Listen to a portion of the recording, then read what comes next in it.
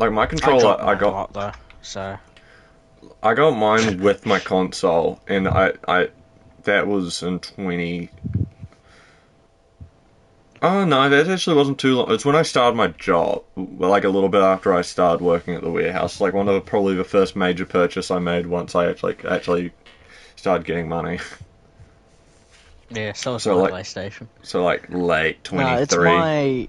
it's my second controller, my blue one. Yeah, exactly. That's why I was like, well, that's kind of Yeah, that's kind of nutty, bro. that I do use it the most, and I have like it's like slid off my knee a couple times if I've been watching something and fallen on the ground. But it's not that high. It's not even like 30 centimeters. So I'm Yeah. surprised it's you know It's yeah, it's streaming. it's not bad. Oh nice. It's not bad. It's in the left stick and it's like very minimal. Yeah. And it usually like corrects itself after like a second. Usually, But yeah. it's I'll tell you what's annoying though is when I'm trying to do stuff in GTA and you have to get in a little circle to interact with something. Mm. I'll like run up to the circle, let go of the movement thing, and you'll just keep walking for like another few seconds. Usually it's like a dead zone issue. I don't really know exactly how it works, but I know it's like sometimes you can fix it with a dead zone on controllers, but Yeah. it's usually like with that, it pretty much like fucks everything else and like every other aspect of the dead zone. So like you know what the dead zone is, so it's like when if you look Yeah. yeah, so it's kind of the same sort of thing as that, but it's like, pretty much mean if you want to start walking slowly, you'd have to like push it further in every direction, even if your stick drift is only slightly in one direction. I mean, usually it just means it's Yeah. going to get slightly worse, but hey. Yeah, so stream has started. So this is part 2 of Resident Evil Yep. 4.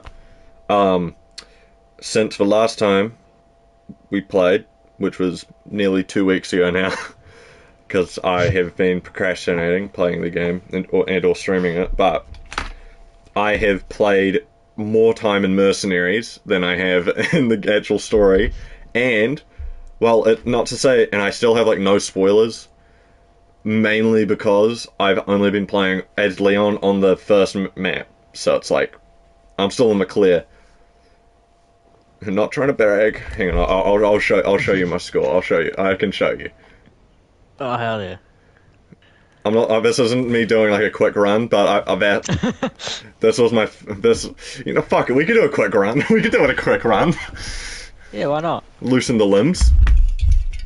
Yeah. Little practice. Okay. Oh, nice. Yeah.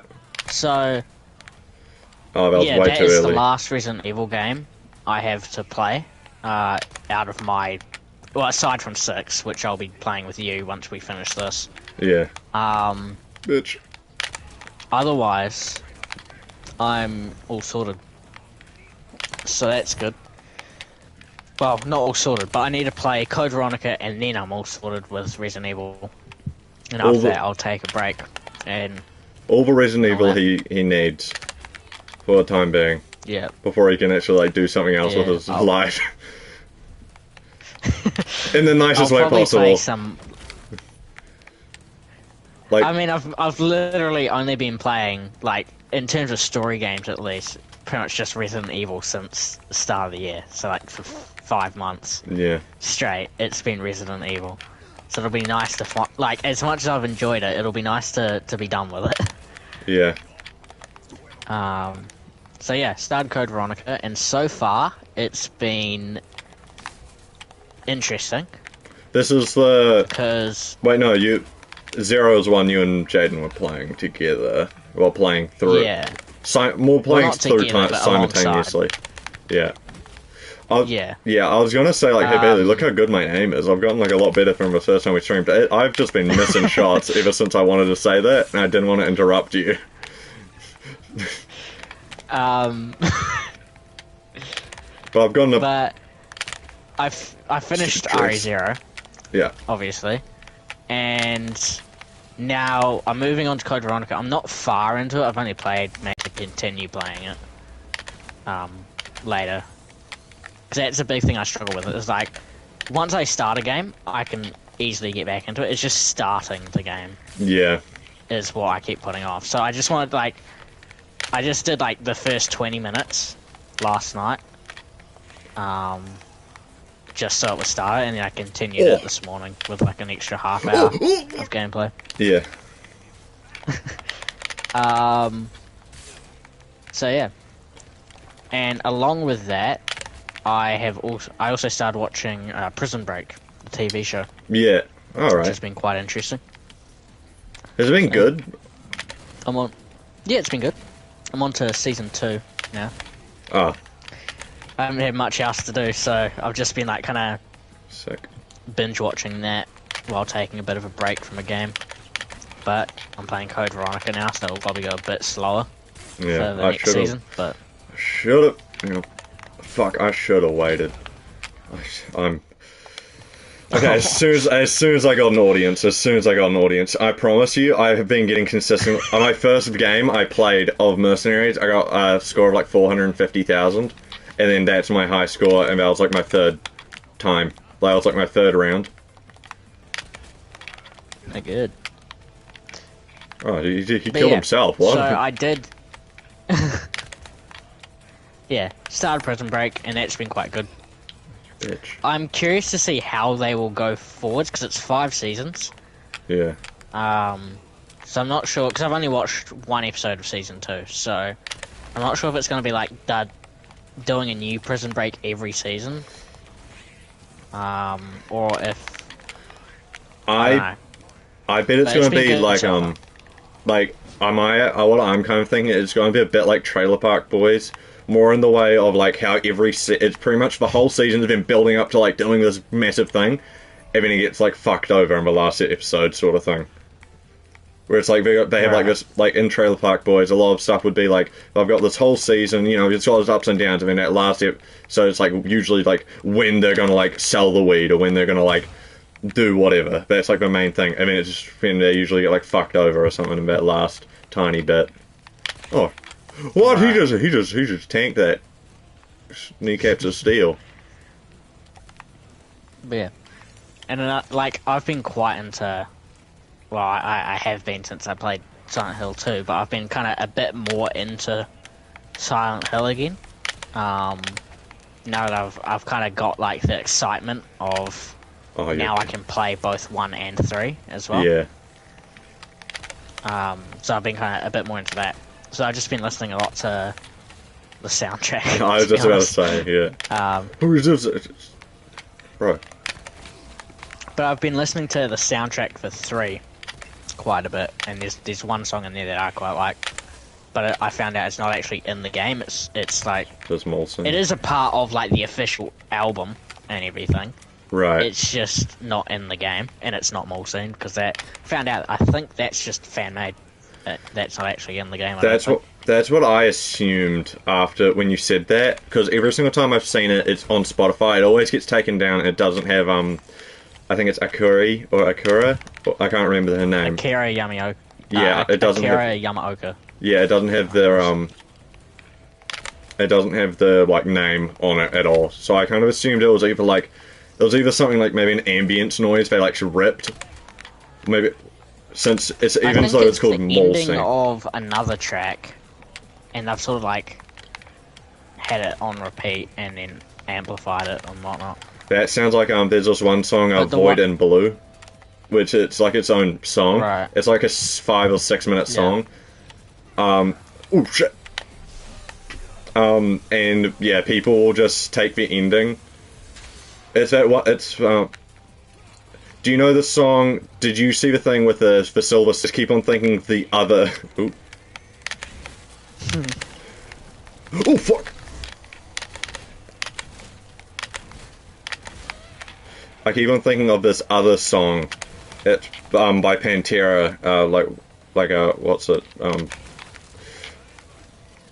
Fuck! I'm blanking on every name possible. That's a song by Pantera. It's like one of their most popular songs. Doesn't ring a bell. Yeah, hang on. I'm not much of a Pantera listener, so. Fuck, man. What's it called?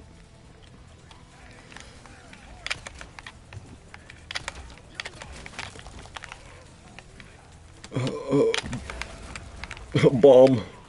Oh shit. Please, please, please! Please! We chilling. Now. Hedge. Fuck Edge. you. Do you see that? The grenade Did you hit the hatchet I hit with the it? hatchet with a grenade. Holy crap! On I didn't know purpose you as could well. do that. That's insane. That's better than what I've done. I have a clip of me just shooting the hatchet out of the air, but that's way more impressive. Holy crap! Yeah, and I did it all on purpose. Which I is didn't the even know that insane was a thing. thing. Yeah. 100%. Hell yeah. But I yeah, wanted to drop down. I've been listening to a lot of the Silent Hill soundtrack, specifically 2 and 3, because I've been, just quite excited to get back into Silent Hill, because I'm not sure if I told you, I've got 1 and 3 now. I have ways to play them, so I'll play them when I get to Silent Hill, get around to doing that. Yeah. But I want to platinum Silent Hill 2 while I'm at it. Yeah, fair enough. Cause I think I would say it. It is my favorite game, and so it makes sense to want to platinum it, I guess. And I was looking at the trophies, and they're not too hard. They're just a bit time consuming, I suppose. Isn't there like speedrun achievements? There's a speedrun one you have to beat the game in 10 hours, which is easy enough. I can just look up a guide if I need. Yeah. But the one, it's more so things of like you have to get every ending, which is easy enough to do in like 2 playthroughs. Because I've already got the main 3 endings from a single playthrough. I just need to get all the New Game Plus endings, which you can also do in a single playthrough if you know what you're doing. What else do I need? I need to beat the game in 10 hours as well. I need to beat the game without using the radio. Oh, that will be tricky, I think. It'll make it a lot scarier, I reckon. So I'm going to do that on my next playthrough, since I already know what's happening, kind of. I may as well do it so it still is scary rather than predictable. Yeah. I guess. So I'm going to do that on my next one, and that'll knock that out at least. But there's also one, you have to beat the game using only melee weapons. Like, not gonna lie, I remember you telling me about that one, and I honestly forgot there were guns and I reckon it is possible to do everything I have left on, like, a last playthrough. Like, one playthrough. However, I want to just go through it and, like, not be too worried about doing the tedious stuff like that.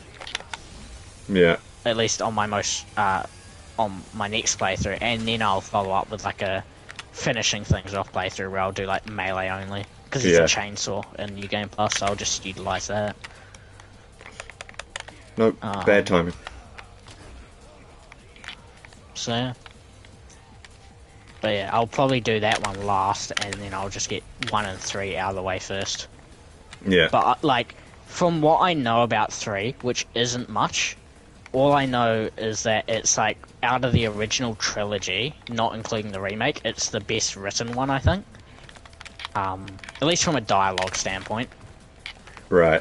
Because it's like kind of realistic, unlike the first 2 games where it's kind of like, how could you eat pizza at a time like this? And stuff like that. Yeah. Which I appreciate. I do like the more realistic dialogue in Silent Hill, like with the remake. Because it makes it a lot more impactful, in my opinion. Yeah. So I am very excited for 3. And also just from like, I don't know anything spoiler-wise and story-wise, but I've seen like a couple clips of it, and it does look like just a very good like tone, I guess. I don't know if that really makes sense, but it's like, I guess the vibe of the game, I guess, is what I'm looking for. Well, it's a lot more. Oh fucking! It's a lot more. Serious with its. Hang on. Excuse me. Pardon me. Excuse me. it's kind of like 2, how it's a very like emotional and like deep story compared to Resident Evil, where it's like a kind of, you know, it can have a good story, but at the same time, you don't need to like lock in to understand it, you know? Right. Which, yeah, it'll just be because, yeah, having played Resident Evil for 5 months straight, it'll be nice to get into a game that's very like tonally different. Yeah, because even when like the Silent Hills are super scary, I think besides 7, I think like they are kind of like there is funny bits at the end of the day, sort of things to it. Yeah, like in RE7, you've got Ethan constantly like, I don't know if I'd say complaining, but questioning things. Yeah. But yeah, but yeah, overall, I prefer Silent Hill's story, even if I think the gameplay is better in the newer Resident Evils. So, so that's. Though we're going for whole different things. My thoughts on it. Yeah. Like the thing is, if you were like only into one series and didn't know much about the others, like before I played a lot of the games, I assumed they were just very similar things, but in reality, it's just the fact that they're both third person or like tank control, depending on which games you're playing, horror games. Tank control horror games made by Japanese people, Japanese companies that are set in America. It's that sort of a vibe, because I feel like they do just make spooky shit in general. And then they didn't have like I'd played RE7 and RE2 remake, and then I went into Silent Hill thinking it would be a lot like that, with the Silent Hill 2 remake. But they are both like I knew Silent Hill was kind of different, because I knew it wasn't like a kind of one-liners kind of game, you know. But but I was surprised with just how different it was, and looking more into it, it's like, as I mentioned, on a surface level they're very similar, but once you actually play the games, you realise they are quite different. Yeah. From like a story and a tone. Story like Silent Hill hits very like. It's almost Silent Hill's story, from what I know, like of the Silent Hill games. It's very much like it's a very like grounded. It's an extremely kind of like grounded story, kind of set in like a kind of like a hellish sort of world. It's supernatural, but it's very personal. It's a very personal, like, at least Silent Hill 2, the only one I've played and really done anything with the story. I don't know anything about. Like it's a very emotional and like personal story. Despite being very supernatural. Yeah, it's pretty much a story of grief, Silent Hill 2. So. Yeah, and all the themes it covered are like very serious topics as well. Like in Silent Hill 2, you've got different types of trauma for each character. With James, it's guilt. With Eddie, it's bullying and like self-esteem and stuff like that. He's like bullied and and it causes him to like break. And then with Angela, it's sexual trauma from like sexual abuse and depression as well, which is also James is also a bit of depression. A bit. Buddy, a bit. Wow.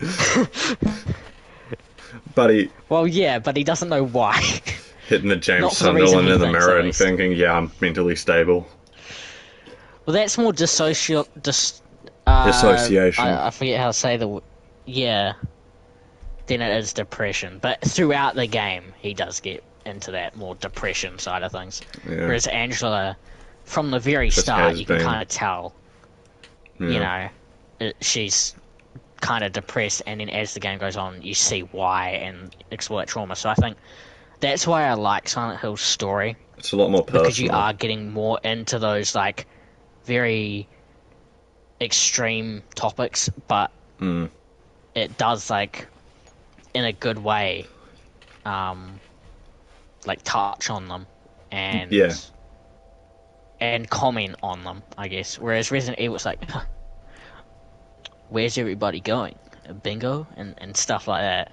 even then, So, like with the, from the other with the Silent Hill stories, very a lot from what I at least two. It's a lot. They are a whole lot more personal, whereas like trauma is a lot more of like a personal thing. Where from like I guess from at least from the crisis based games, there are a lot more of like well, hang on, from 5 and 2. not to say there isn't traumatic themes in Resident Evil, but it's usually more in the extended Yeah. lore, I guess. Yeah. Like in the movies, In the notes it's you like find. Leon, for example. In the games, if you only played the games and didn't really pay much attention to the notes, He's a he cool, is quippy a guy. guns blazing, yeah, cool, quippy guy. But you start to read into notes, or you see like other media, like the movies. You do see how everything has affected Being the cool, him, and it's being like the cool, PTSD. quippy guy has taken a toll on him. And it only really starts to show in probably Requiem, just from how he looks fucking tired all the time. Not just saying because he's also like in his late 40s, but yeah. Like, there's notes that mention that, oh yeah, after RE2, he wanted to, like, shoot himself. Because of, like, how traumatized he was. But then you wouldn't know that if you didn't go through reading all the notes. You would think because he is like a... because if you don't read the notes and didn't know anything about the lore, you see this guy who's fresh out of police academy show up, go through a most traumatic thing first day, and then the next time you see him, you're watching him mope in a car, like looking all serious, and then he slaughter like maybe like 80 people, and then go, where's everyone going? Bingo. And you're like, my man's back. He's back in action. And he's also hitting backflips and stuff. Yeah, he's hitting backflips or like whereas in dodging Silent Hill, it's chainsaws. like, oh. Yeah, in Silent Hill, it's just like, oh damn, this guy just looks depressed. This guy looks sad, and it's like, yeah, I'd be sad if I killed my wife. And also, forgot about it. One thing I also quite like, yeah, is like,